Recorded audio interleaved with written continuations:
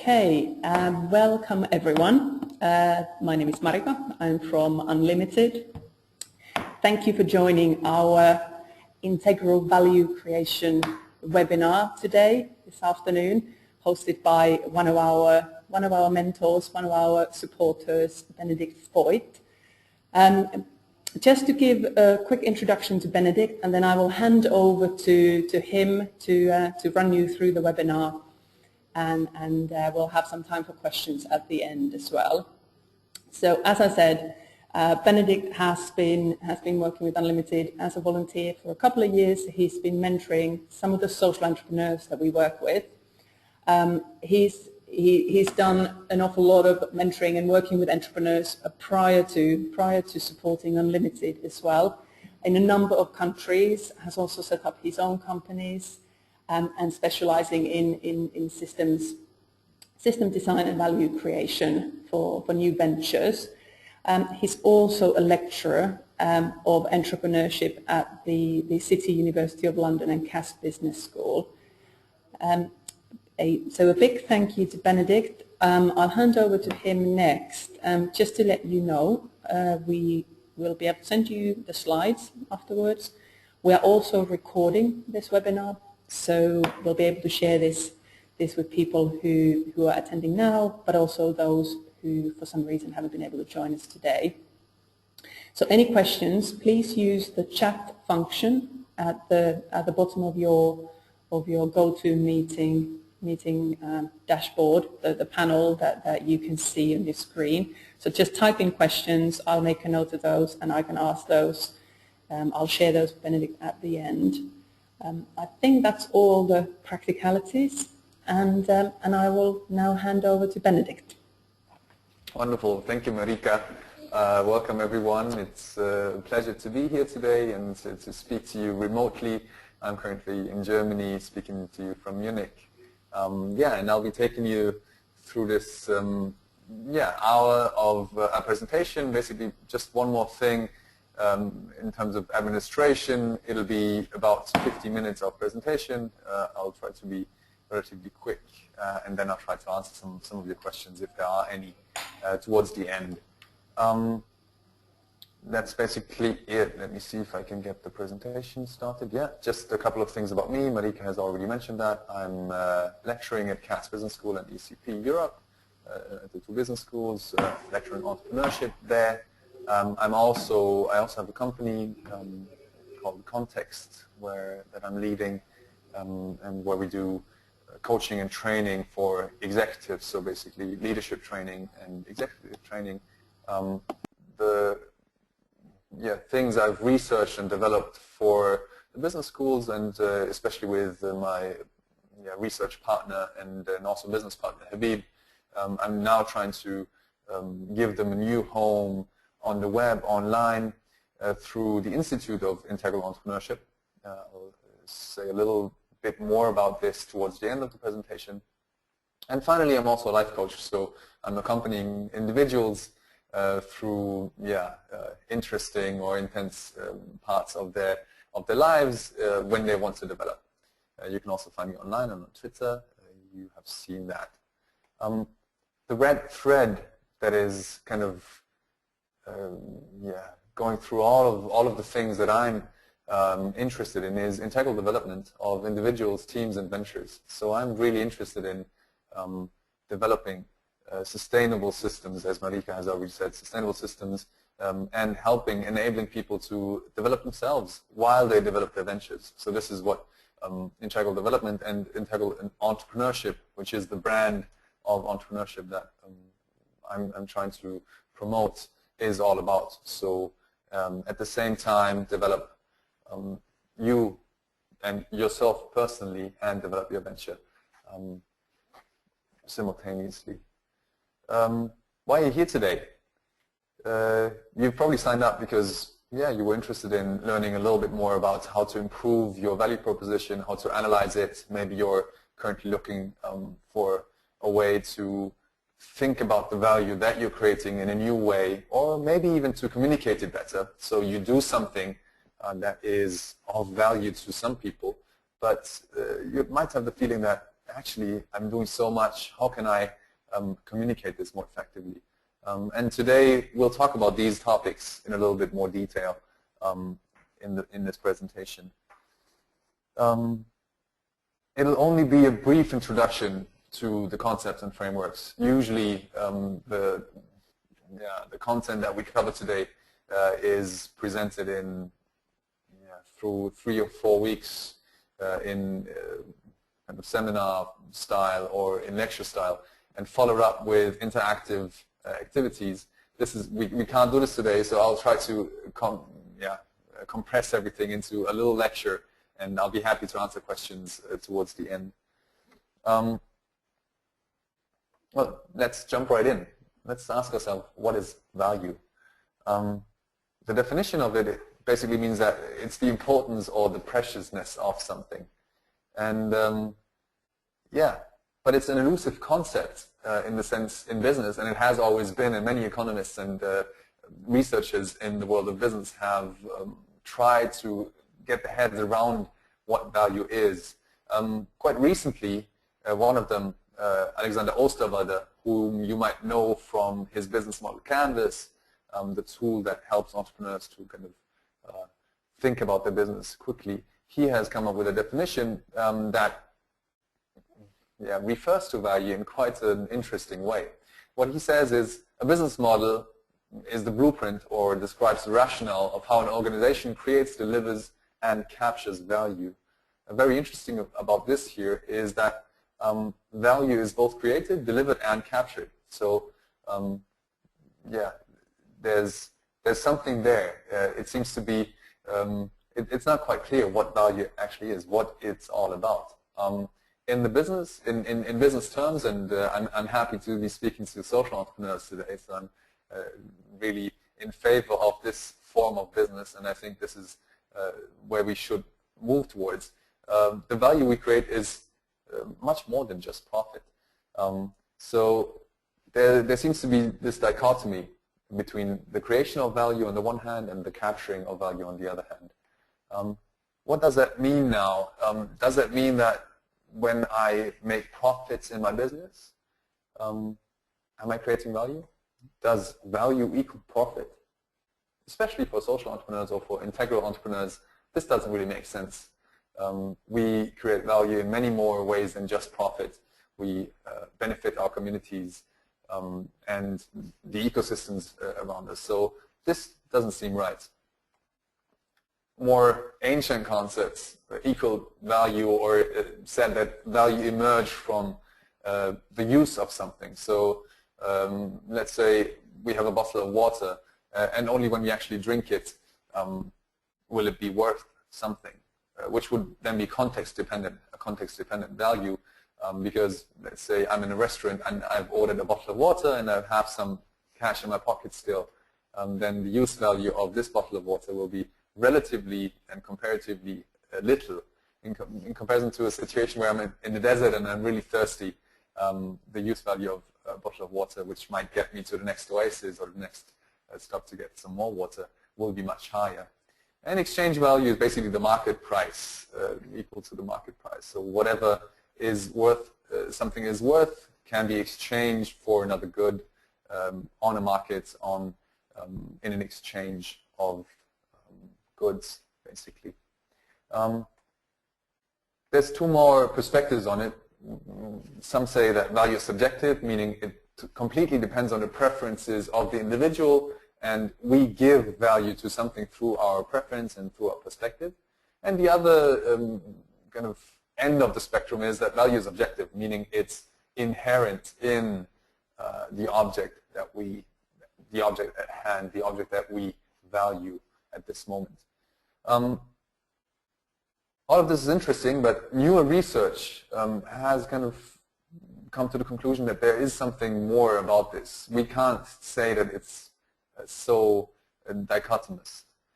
So Tony Woodall in 2003 has published a very interesting paper where he says that value is neither use nor exchange. It's neither object-based nor subject-based. It is neither my view nor your view. It's all of these things together.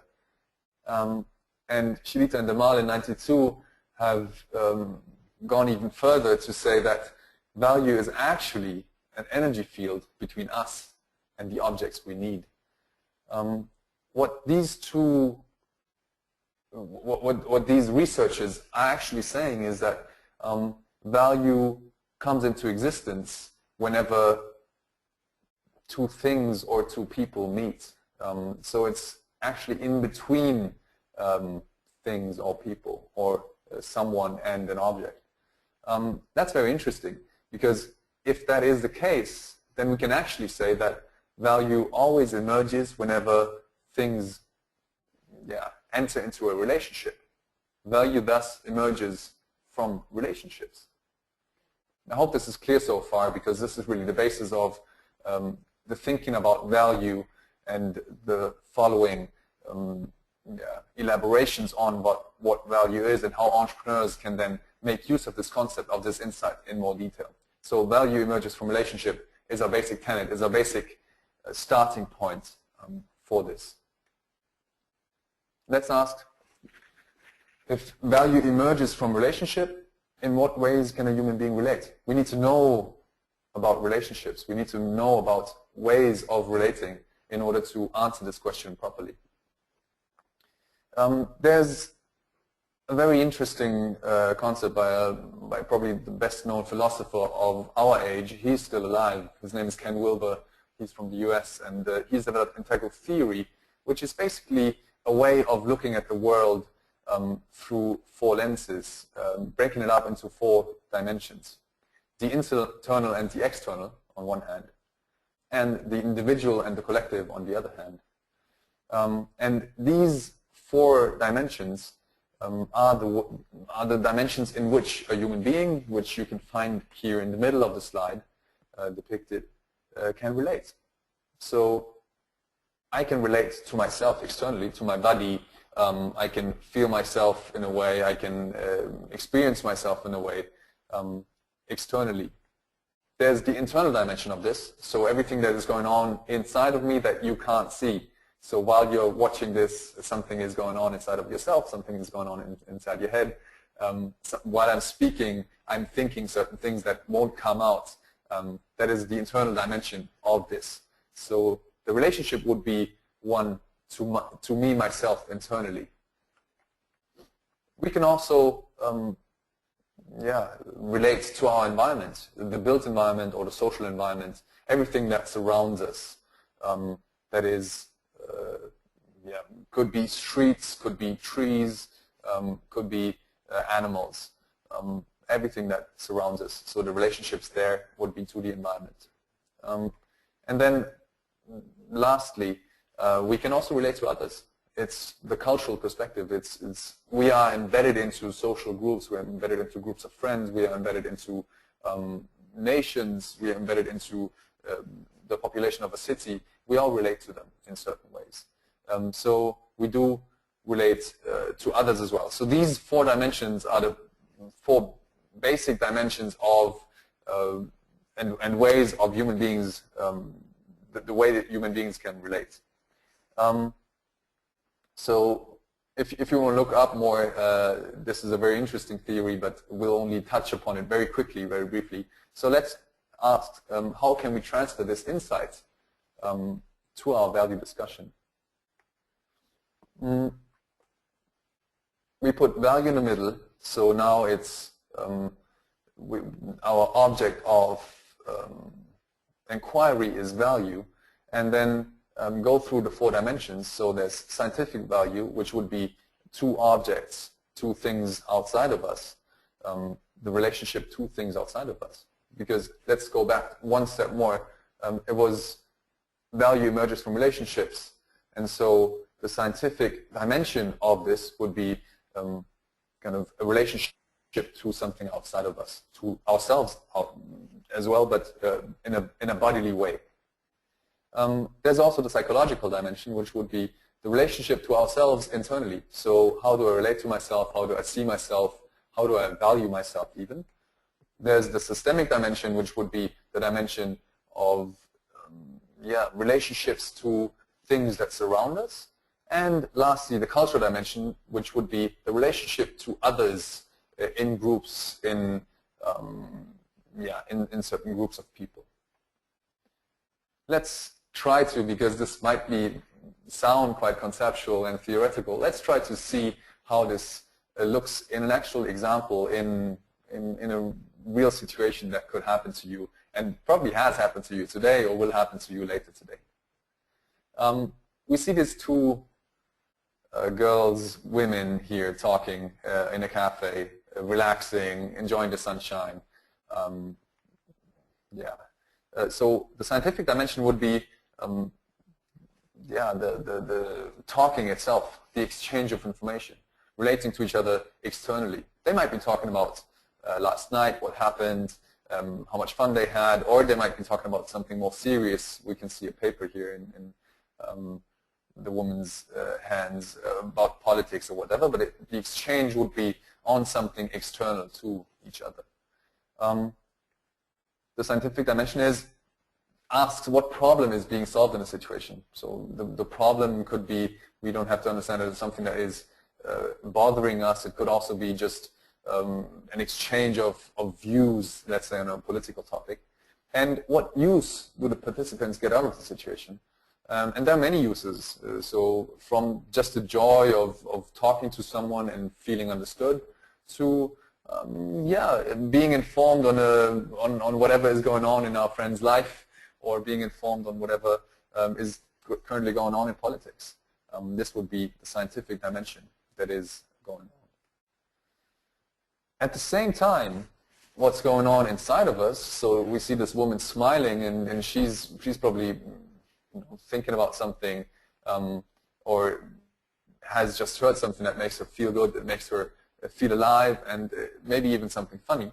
So that part of self-awareness is the psychological dimension, and that is going on at the same time as the scientific dimension, which would be the use of the situation.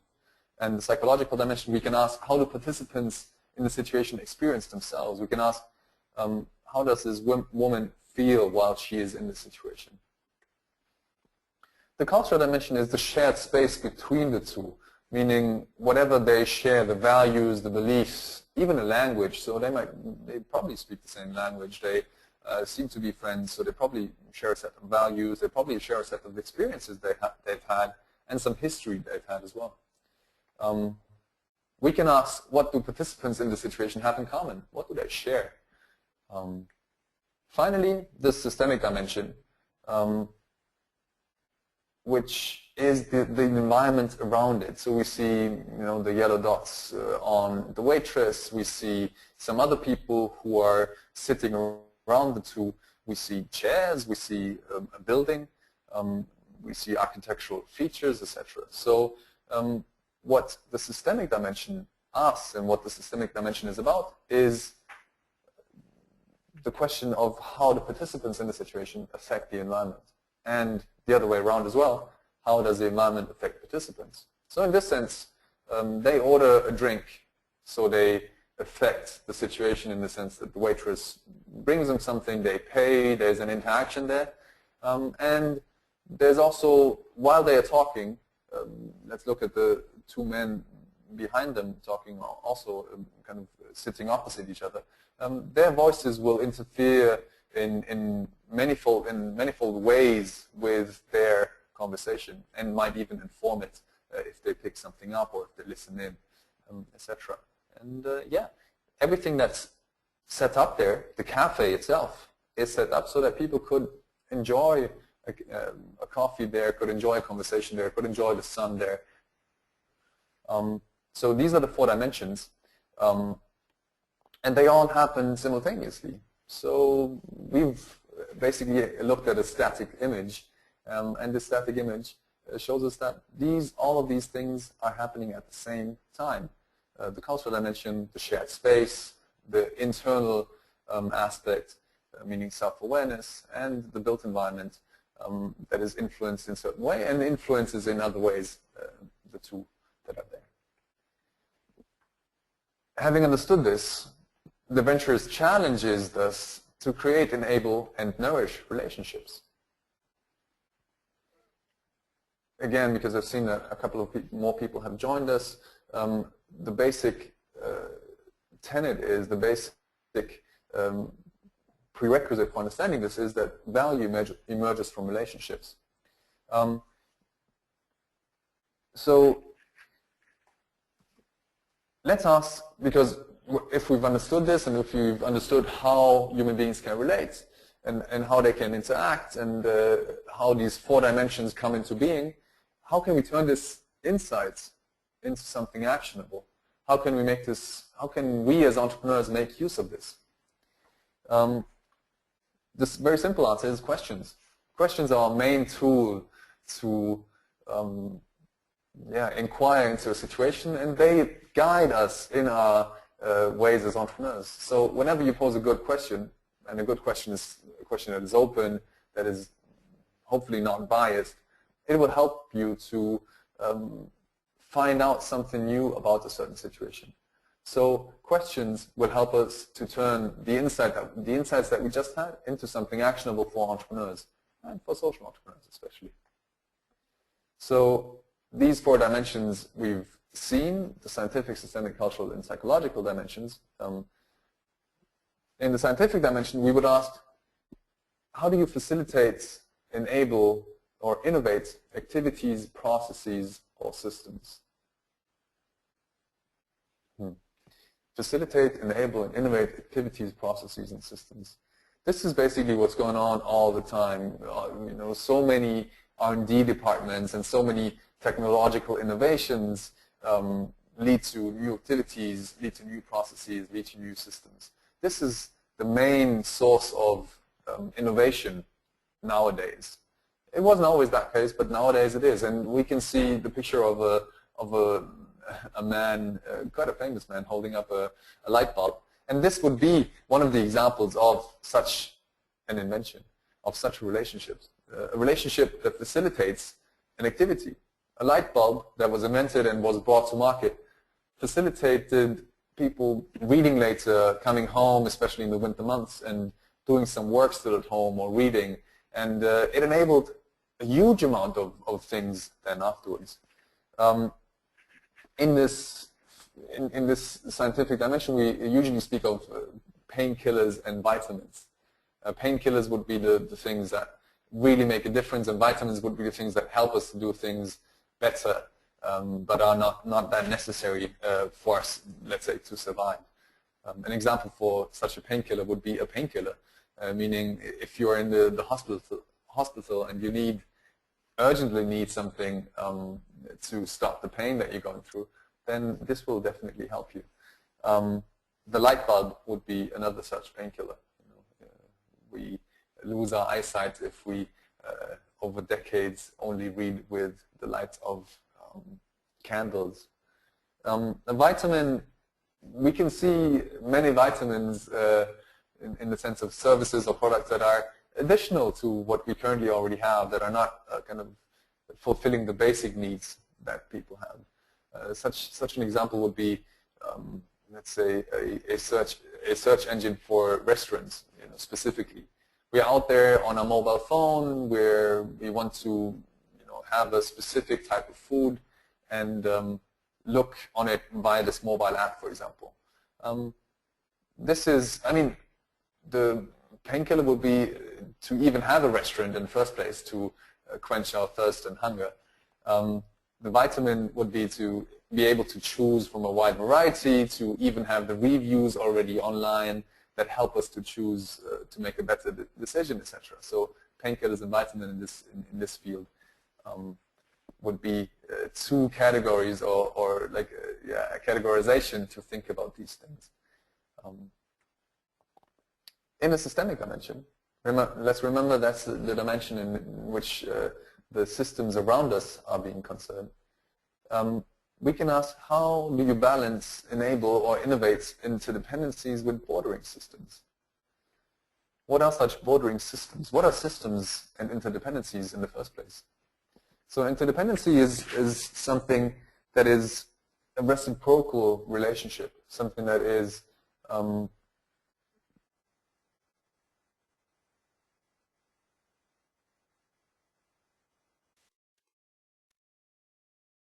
and basically we give and take many things from the environment. At the moment, unfortunately, many times that's a negative impact, so usually called an externality. But we give back pollutions, pollutants, plastics, etc. to the environment, and we take raw materials, for example, being processed. Anything that would create value and not destroy value in this relation, in this dimension, would be that something that balanced the relationship with the bordering system, that makes that increases the interdependencies, that increases this reciprocal relationship with the bordering system. We're not that good as human beings and as venturers to do this with the natural environment. Maybe permaculture and ventures around permaculture do this quite well. But we're getting better, I'd say, at doing this with another bordering system, so a system that is that we're embedded in, which is the social system. And especially social entrepreneurs have tackled and taken on and solved many social problems in that way, and increased the interdependency with the social systems and their ventures. For example, let's say one of the entrepreneurs that I've mentored here at Unlimited, she has built a venture that helped disabled people through theater workshops to be able to move more freely within the community, and suddenly the possibility to relate to others. She had volunteers kind of host these workshops and interact in these workshops were getting much higher. So these relationships intensified, which is one way. So the bordering system would be, let's say, this group of people who are who have it a little bit harder in their lives, and the interdependencies were increased in that sense. This is, I believe, especially for social entrepreneurs, one of the most important aspects of whatever you're doing. So the social aspects, the social systems, and the natural systems especially, to really look deeply into how do I enable balance or innovate relationships in this dimension. Ask yourself the question. Finding answers in that would help you to create value in this dimension. The third one, the cultural one, the question we could ask here is, how do you facilitate, enable, and innovate shared experiences and feelings of belonging? This is very interesting because in a world where we are so connected, through social media, through social networks, and even through more on the physical plane as well. It's so easy to travel, to explore new continents, to explore new countries. We have a mobility that is really incredible at the beginning of the century. So venturers, and you can ask yourself, how do I enable new feelings of belonging? How do I enable new shared experiences? Social entrepreneurs tend to be very good at that as well, because when you're not focused on profit, but profit becomes one of the dimensions of sustainability, one of the things that need to be in place to sustain and improve the impact that your venture has, the focus can lie much more on this dimension. So let's say another venture I've accompanied as a coach, they provide cloud printing solutions. And while this at first might seem like an example that is in the scientific dimension, so they solve a problem, they make it easier for people to not install drivers for the printers, etc. They actually have taken the approach to connect people with printers to people without printers. And this is, there's a new possibility, there's a potential for a shared experience. I want to print something, I don't have a printer. There's suddenly this possibility to connect with someone who has one, who will offer the print to me for free or paid, doesn't matter. But what it does, the potential is that there is a new relationship that exists, that comes from that. The picture we see, the easiest and kind of closest way to create shared experiences is a concert. You know, we're in a concert, we're in a crowd of people, and singing, maybe even knowing the lyrics and singing along to whoever is there, and whoever has been to a concert to a good concert knows that it's quite an amazing feeling actually. So this is a very strong and very can have a big impact, this dimension, and relationships that we build on this dimension. Lastly, the psychological dimension, where we ask, how do you facilitate, enable, or innovate new forms of expression and opportunities for personal growth? This, in my opinion, is the frontier where over the next years and even decades we'll see incredible innovation. Some of you might have seen like Maslow's hierarchy of needs, where the most basic needs are at the bottom, so food and shelter, and self-actualization is at the top, meaning self-development and the actualization of your potentials is at the top. And especially in the Western world, in the UK, in Germany, in other European countries, this is what we can already observe. There is a lot that is not going well, obviously, but then the question is, how can we innovate and help people, enable people to express themselves in new ways? For example, Flickr does that, or for example, all of these photo apps do that, where we can add a filter to a photo. That's, however, quite a shallow way of doing this. There have been systems, and age-old, century-old, or even millennium-old systems that enable that in very specific ways. For example, retreats to get to know yourself better, meditation retreats, etc. They do this really well. In this dimension, we want to strengthen the relationships that enable us to grow personally. Finally, let's ask why this is important for entrepreneurs. We've learned about this now, and I tried to make a point why this could be important. But the main argument is that most innovation and thinking about value focuses on the scientific dimension, meaning innovation, products, services, activities, and processes. Not so much in social entrepreneurship, but also in social entrepreneurship. And that's actually something that is, quite sad. That is not necessary, but it's also an opportunity. That's a big opportunity once we've understood that value emerges from relationship, and there are different ways of human beings to relate. We've understood how they relate. We can think about this in much more detail and think about this consciously.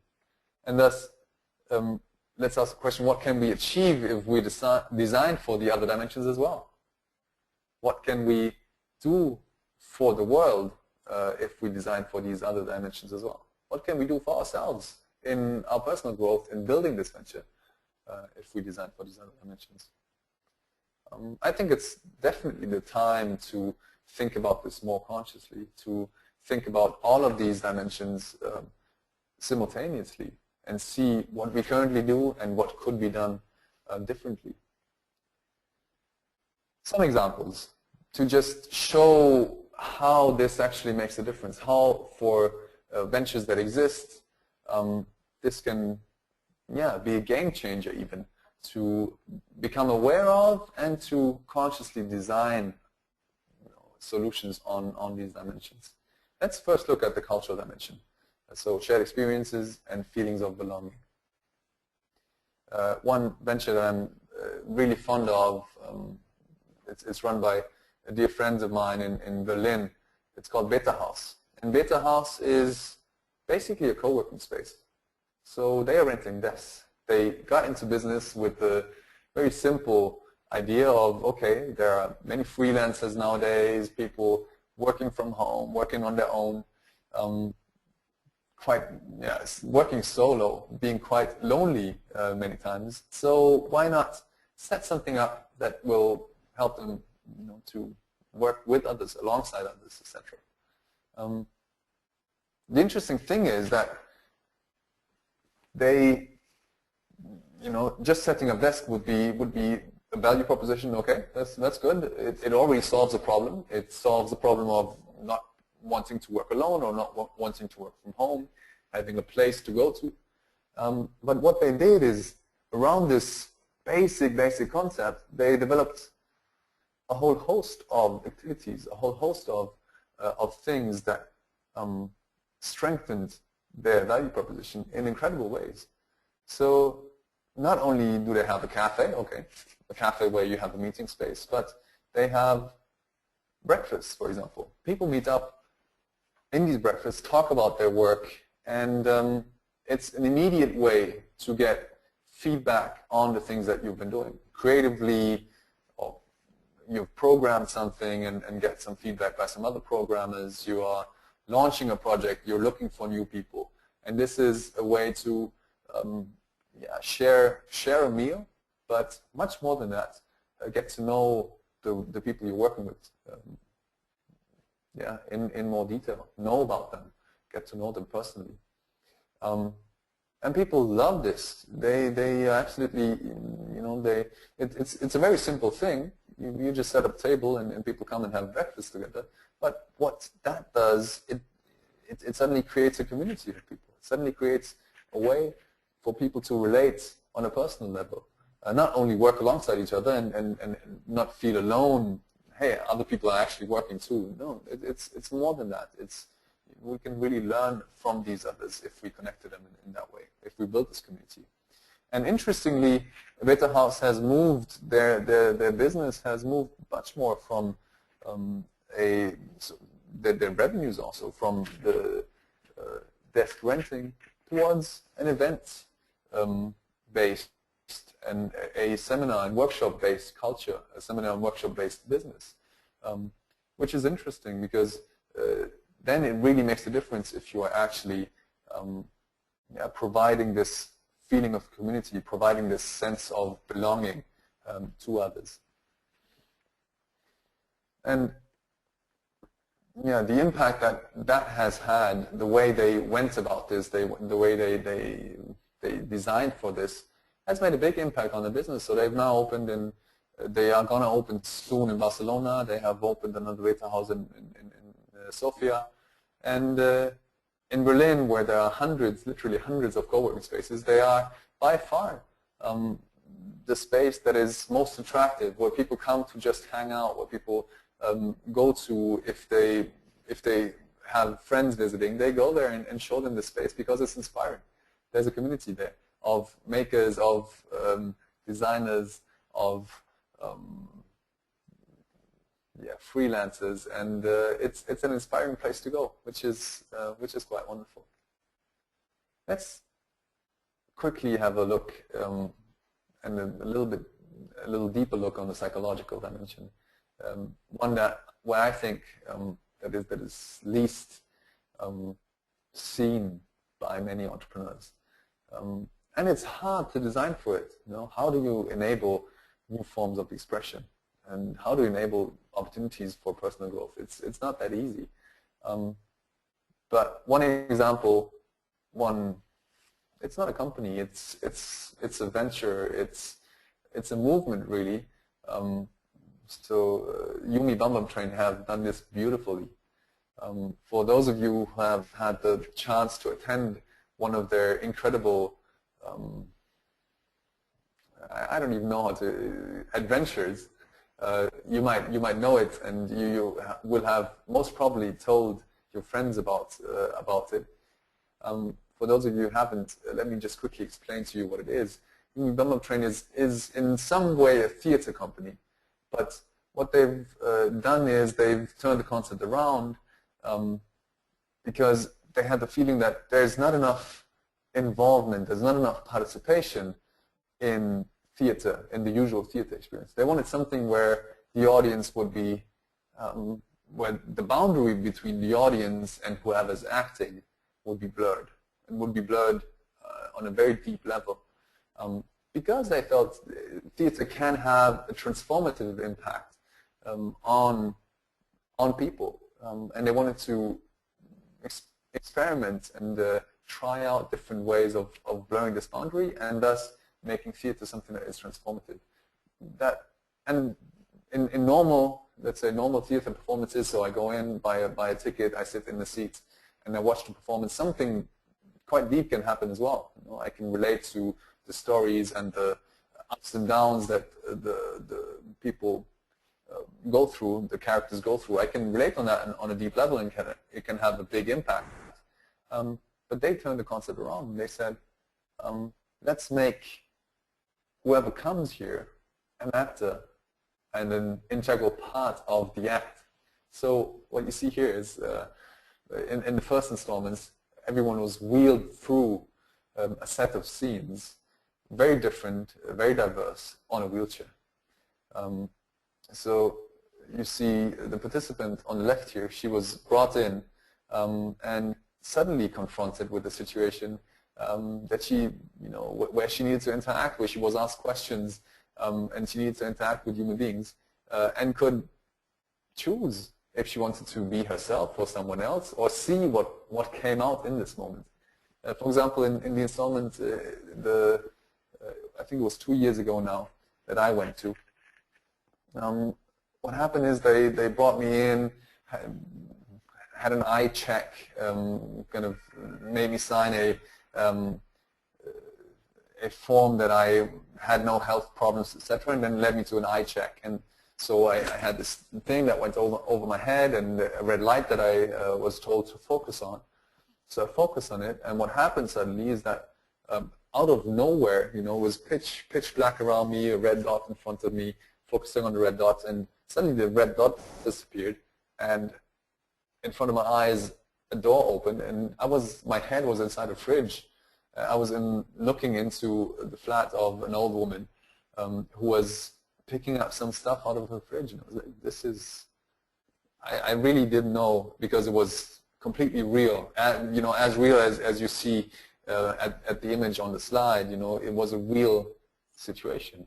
I was told to then sit down. They closed this door again. I was told to sit down, and I was in a wheelchair, and I found myself in the middle of a retirement home. All people around me. I was wheeled through this room, and it was so real. It was incredible. What all of this, and there were 20 or 30 scenes like this throughout this trip, throughout this adventure. What this made me think about when I went through it is that actually I could see very clearly how my reactions are triggered in certain ways in certain situations, and how my behavior is following certain patterns by being put into situations like this, very quickly put into a situation that I didn't expect to be in, to find myself in. I could actually challenge the typical behaviors, the patterns of behavior that I was exposed to, and that gave me lots of freedom to see other situations on the bus, interactions with people, buying a ticket, whatever it is where there's an interaction. I could see how I could decide to behave differently, and they thus really made it possible for me to think about myself, to relate to myself differently in day-to-day life, which is amazing, which really is a blessing. And I've heard that from many people who have visited this venture before. It's another scene from one of the previous installments. Scientific value, as I said, is probably the one that most people focus on. So at least in business as usual.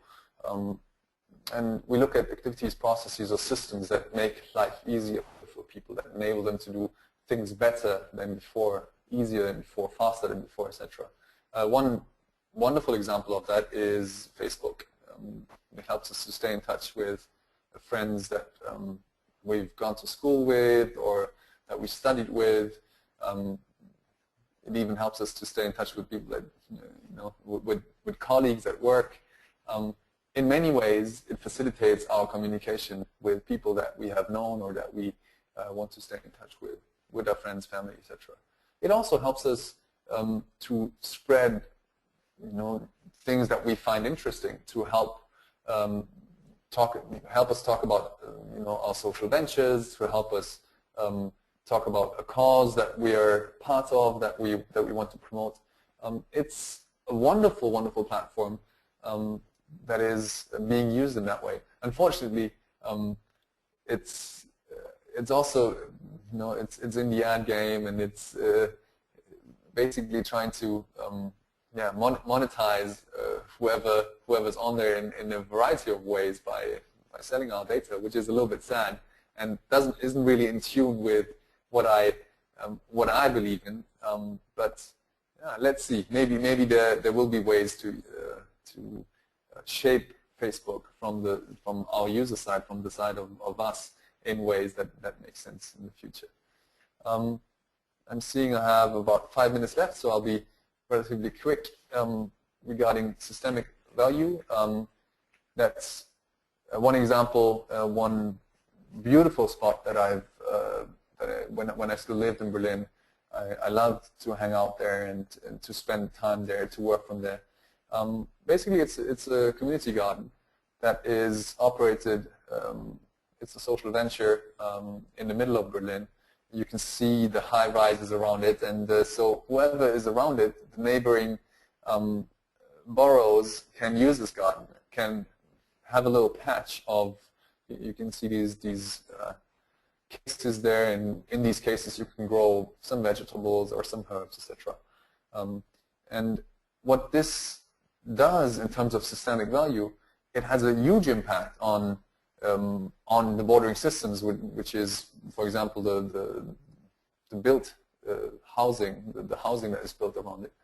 By just providing a green spot, it was deserted and kind of it was left alone for many years as this patch of land, and now it's transformed into a green oasis in which people can meet. It contributes in terms of fresh air. It contributes even in terms of food miles positively and beneficially to the environment. So yeah, it's a beautiful example of how systemic value can be created by building relationships to the bordering systems and by providing something that increases the interdependencies with the environment. So we've seen these 4 dimensions in different ways now, and I've always presented them as being kind of separate from each other. So if you do something on the scientific dimension, if you enable new activities or processes, then that seems to be different, or seem to be different from the cultural dimension, meaning from the dimension where I enable feelings of belonging, etc. But actually, these dimensions are, of course, not, as reality is not separable, divisible in this way. They are not separable of one another. They are not. In fact, the point is quite the opposite. They are inseparable, and they always occur simultaneously in any given situation. Let's just remember this example of the conversation of these 2 women, where all of these relationships were happening at the same time, were established and kind of loosened at the same time. It was happening all simultaneously. The opportunity for entrepreneurs is thus to begin to design for this consciously. And most of you, social entrepreneurs or other entrepreneurs as well, you already do this. You already create value on one or usually on more of these dimensions. What this framework can help you to do, what these questions can help you to do, is to think about it thoroughly, to think about it in a very structured way, in order to see what is it actually, in which dimensions am I creating value. And if you are thinking about kind of changing the model, your venture's model a little bit, then you can design for it consciously. Then you might ask yourself a question, okay, how do I enable new forms of expression for the participants in my systems, for, let's say, refugees, how do I enable new forms of expression for them? And see if that makes sense in your venture, in your venture's plan.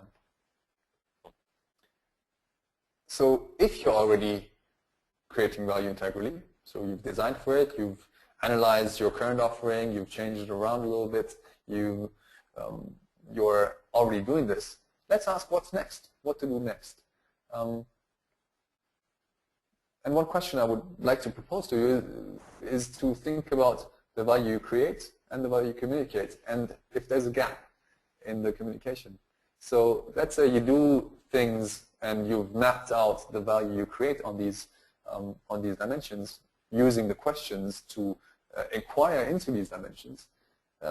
Look if you're already communicating this value, because what I've seen many times, especially with social entrepreneurs, it's very hard to communicate what you're doing and the value you're creating, because it's not usually financial value you're creating, it's not usually profit, but that doesn't mean that it's not value that you're creating.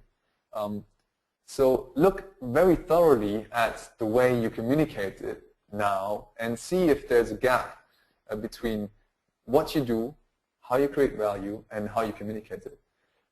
And even from this little analysis can come deep insights. I've done this exercise with a couple of my coachees and of the people that I've mentored. And it's very interesting because in social ventures, so much value is being created all the time. Societal value, systemic value, if you like, psychological value. So much of it is being created, but yeah, many times it's not communicated to everyone. Sometimes not to the participants, meaning the customers, if you like. Sometimes not to the stakeholders or the investors. So that's an interesting question to kind of spark that thinking once you've done that first analysis of where you're at. You might have already done it while we're talking about it, applied it to your venture. So today we've talked about value, which is the thing that you find here on the right, one of the building blocks, one of the 6 building blocks of integral entrepreneurship. In September, I believe, maybe Marika can tell us a little bit more about that. In September, there'll be another webinar on sustainability, which will build on this introduction to value, this webinar on this introduction to value. And where we'll ask the question is it possible to destroy relationships, value relationships? And how can we design for sustainability in the creation of these relationships? We'll look at this in more detail then.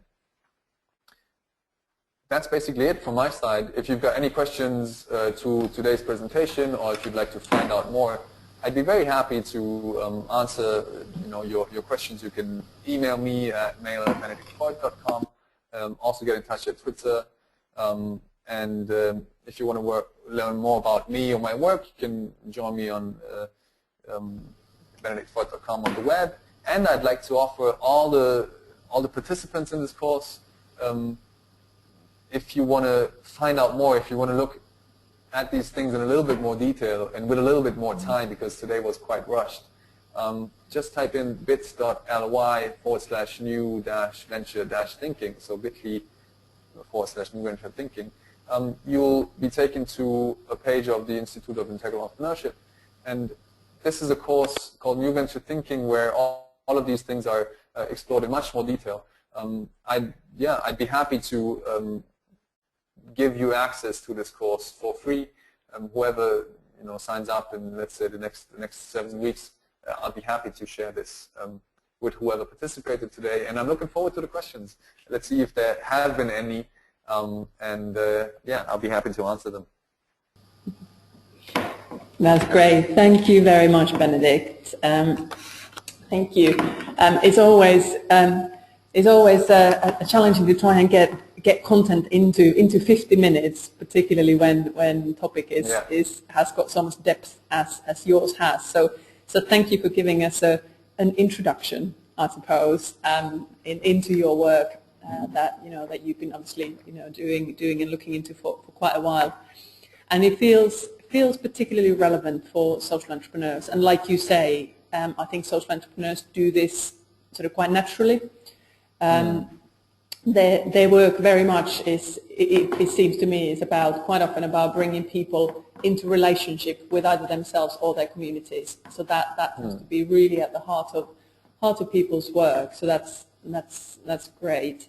I suppose in terms of questions, I know we're coming up to 1 o'clock, so and we said we'd finish at 1, so we will do that. But just something to finish on.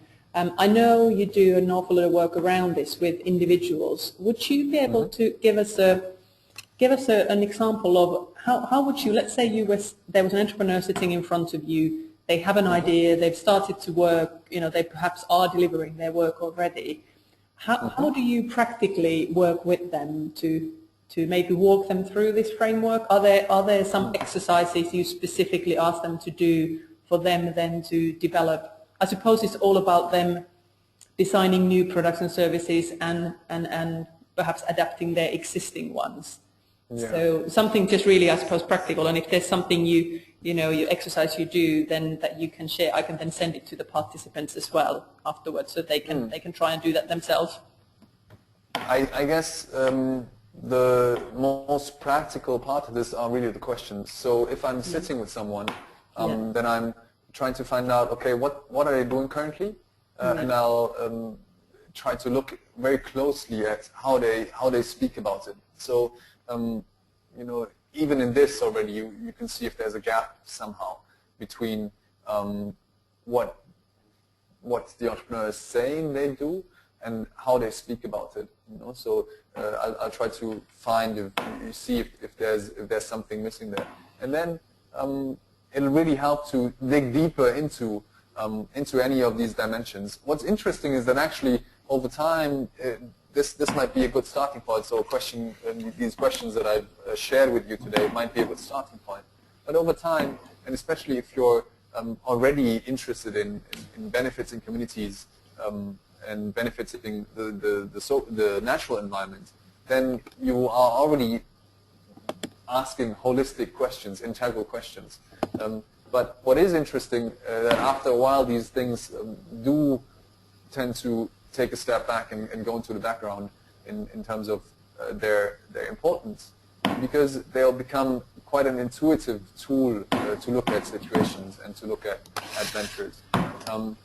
So yeah, practically, I think what I'd like to ask people to do is to see if these questions are of value, and if these questions, if applied, can surface some of the things that are being done already and that might not have been seen before.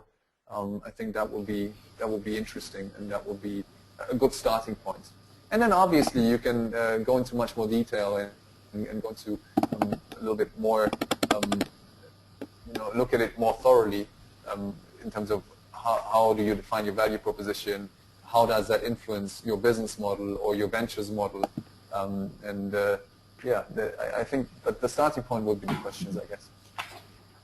Brilliant. Thank you very much for that. It is now 1 o'clock, so I think we will draw this to a close.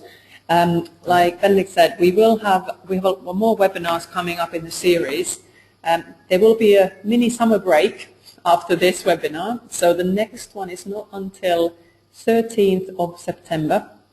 That will be on legal structures, and then later on that month will be Benedict's second webinar on the sustainability, as he mentioned earlier, and after that there'll be a number of others between September and the end of the year. So we will send everyone a list of the forthcoming webinars, so you can have a look. Please do join us if there are any topics that are of interest. And I suppose all that is left to say is a big thank you to everyone who attended. Thanks for joining in. Hopefully you find this useful and interesting. And obviously a really, really big thank you to you, Benedict. Thank you for it was my pleasure. Thank you for joining us from Germany. And thank you for using the webcam. I might have to recommend that to others as well. It's quite nice to, even though we only see you as a very small kind of in the corner, it's nice to have that interaction there. So unless there are any final words from you, Benedict, I will just say thank you and wish everyone a lovely day. Hopefully it's as sunny as it is in London today. Absolutely, yeah. Well, thank you for your attention. It was a pleasure to share this. Thank you for inviting me, Marika, wishing everyone a nice summer break. and see you in September, and see you in London. Please do get in touch. Great. Thank you very much. Bye-bye.